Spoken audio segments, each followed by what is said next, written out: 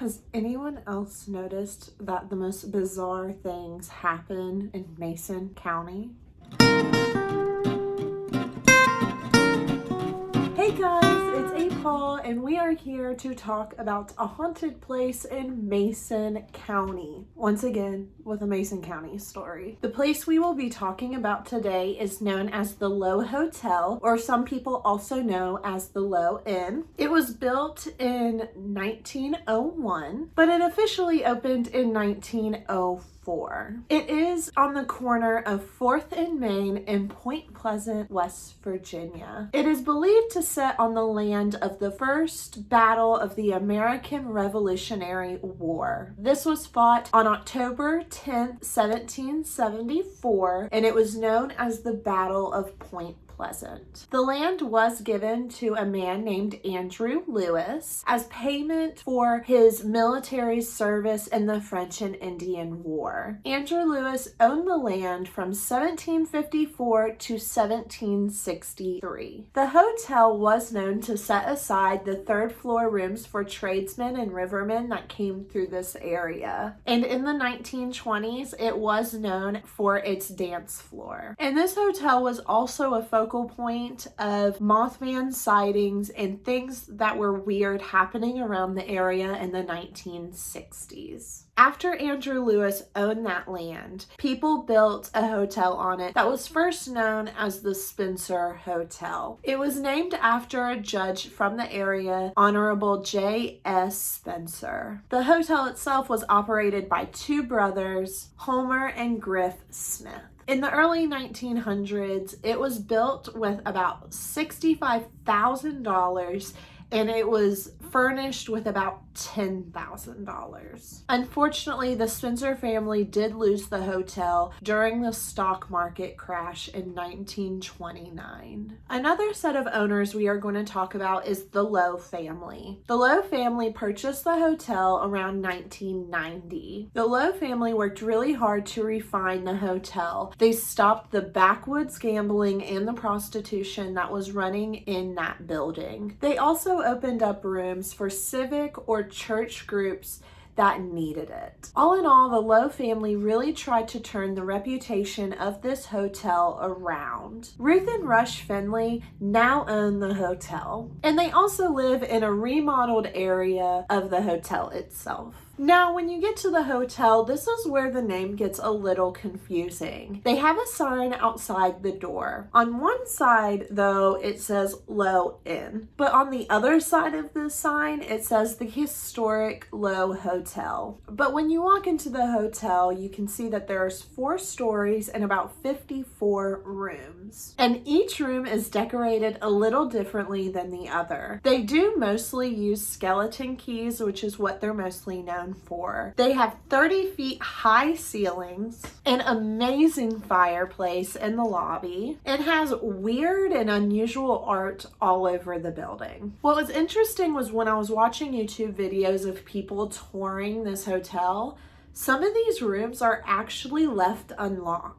And even some of them that are haunted are left unlocked. A lot of people do claim to feel eerie feelings around the rooms and throughout the whole hotel itself. They feel as though there's just like an unseen presence around them. A lot of people say they feel this presence when they're rounding the corners or even just walking down the hallways. Also, a lot of people claim to feel this feeling while walking up the grand staircase around the second floor. It is also known as the southern version of the Stanley Hotel from the Stephen King book, The Shining. The first floor used to have a lot of businesses that were on it. Of course, there was a hotel lobby, but there was also a barber shop, a bar room, a wholesale liquor room, a dry goods store, a banking room for the Merchant National Bank, a ladies' reception area, and a billiard room. And the second floor is known to be very interesting because a lot of people who have taken photography around there or even have had video footage of that area, you can see orbs throughout the film. You can see them a lot going down hallways and even a few in the rooms itself. The third floor is known as the most active floor paranormally. A lot of people claim to hear whistling when there's no one around. You can get sudden chills on this floor quite often. A lot of people say they sense not being alone. And the transoms over doors are often found to be positioned differently than how they were the day before. A lot of people also find cleaning supplies around this floor just laying around, even when there hasn't been any housekeeping done. And a lot of people claim that this is the spirits that spent their lives cleaning the hotel. The fourth floor, it is mostly used as storage up there now. There has been a lot of people claim that they heard string quartets up on the fourth floor. There is also a rocking chair on the fourth floor that was owned by Mrs. Lowe. It is often not where people left it and moves around the hotel itself. It has also been seen that the rocking chair is just rocking all by itself. So room 202 is known as the Keel Room. Author John Keel stayed here during the first and the second Mothman Festival. In 2003, Tim Frick took a photo in the room. He claimed to have captured a photographic anomaly. In this photograph, he had captured it around the landing parlor, and it just looked to be a woman standing there. Some people claim he had captured a ghost that is known to be in the hotel by Juliet Smith. She was a beautiful young woman with long flowing hair. She's usually barefoot and wearing a nightgown. She is known to just be dancing around to music that only she can hear. She was the middle daughter of the original Lowe Hotel manager. She absolutely loved music and dancing, which is why her ghost is seen doing it. She did fall in love with a local boy that her dad did not approve of. And due to her dad not approving, this man did end up marrying someone else instead of Juliet. Juliet, unfortunately, never married, and it is known that she haunts this hotel because her dad never let her truly be in love. Also through this hotel, you can see a child riding a tricycle down the hallways. In room 309, you can see a woman kneeling at the edge of her bed. On the bed, usually you can also see a lump or what people claim to just be a child wrapped in the blankets. And occasionally you do feel wind in that room, even when there isn't any outside or there's not a draft throughout the building. You can see the drapes just going back and forth. One of the most known ghosts that people talk about is Captain Jim O'Brien. He manned the Homer Smith steamboat in 1915. He was nicknamed Jimbo, so you hear a lot of people call him that. When guests do see him, he just claims to be waiting for his boat to come back.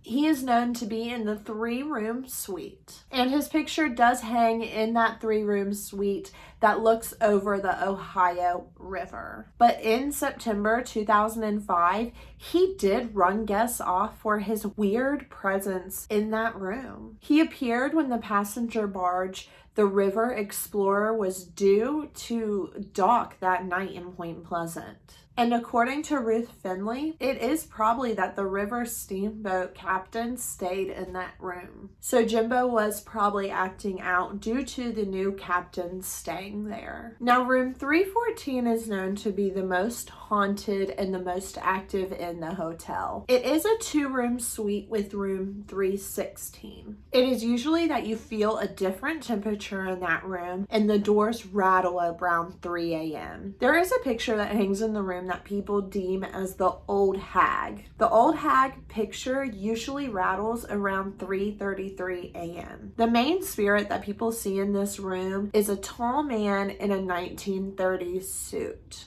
He is known to be thin and have a long beard. He does appear in the mirror of the room, and he does look just like Sid Hatfield from the infamous Hatfield and McCoy family feud. In recent years, Jim Hobbs has helped decorate the Lowe Hotel with vintage furniture, and Jamie Sloan has also made works of art that help decorate the hotel. The ground level shops and services are long gone know. 32 of the original 54 rooms are still in use, with a few of the rooms being made into 3-room suites, 2-room suites. And they've also added 10 baths in the hotel. So with a lot of these renovations and the new things they're doing, it still gains a lot of attraction. This hotel has known to have a lot of paranormal activity. There's even one of the paranormal shows, I think it's Ghost Adventurers, who went and wouldn't even stay there. It has known to be really freaky and weird and just have like crazy coincidences happen there.